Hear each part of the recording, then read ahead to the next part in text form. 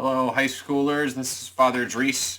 Have some questions you asked. The first video, there's a couple videos for questions you asked left for me on February 4th.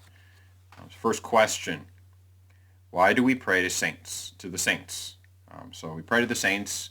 It doesn't mean we're praying to them in the sense of like worshiping them, adoring them like God, but we're talking to them. We're asking for their intercession. So pray here means we're asking them, we're talking to the saints. Just as you talk to a friend, you'd ask a friend to pray for you, or just to talk to a friend. So you can talk to the saints as you would a friend, whether that saint is like Saint Joseph, Mary, and Saint Michael. Protect me, help me today.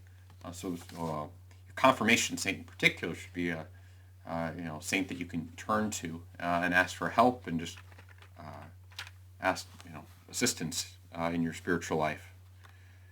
Next question: I want to help the poor, but I don't know how. So to help the poor, those in kind of need, lacking of things, the place to start is your family.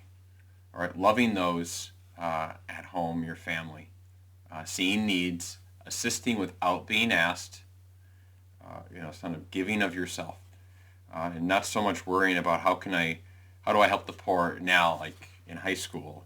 Actually, no, it's growing in charity at home, and seeing the needs and ways you can help others, kind of even in simple ways.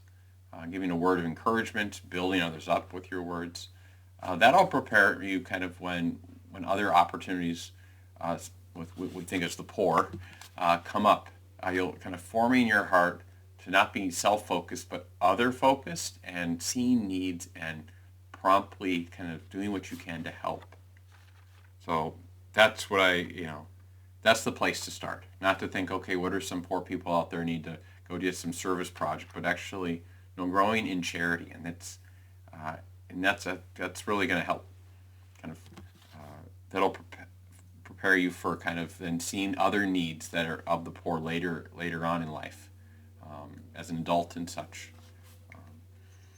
So last question for this video: is reading wasting time because we can do other more efficient things? If so, isn't reading bad? Well, reading is actually very good. Reading is very important. I do a lot of reading. It's important to forming our mind. Now, maybe this could be recreational reading. You could say, well, it's just not productive. So just because something's not efficient or productive doesn't mean it's not good or has no place in our life. We need things that kind of recreate us, are recreational. So reading is one of those things that can be recreational. Now, in terms of how much time you spend, if it's taking away from your responsibilities, what you have to do, then that's a problem.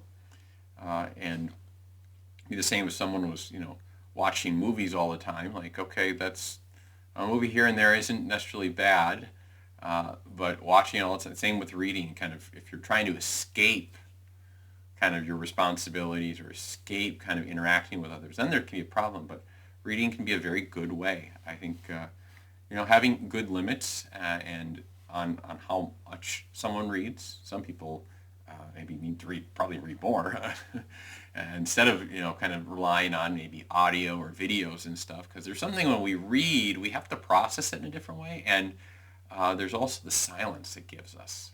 Kind of, we become more aware of our thoughts. So reading can be very good.